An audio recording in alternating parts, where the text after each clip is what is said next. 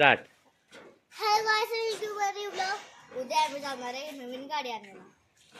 कोण कोण? मी, देवा दादा, तुम्ही आणि साबिल दादा आणि विलास दादा.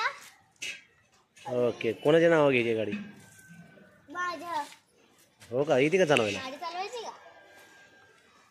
येते का? येते की. नक्की? हा? ओके.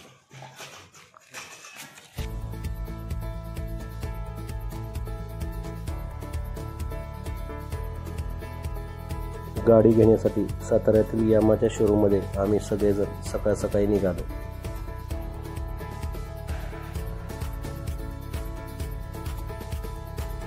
शोरूम मधल्या भारी भारी गाड्या बघून कोणती गाडी घ्यायची याच्यात आम्ही कन्फ्यूज होतो. शेवटी शिवदेवाला एक गाडी पसंत आली, ती म्हणजे RZ-125.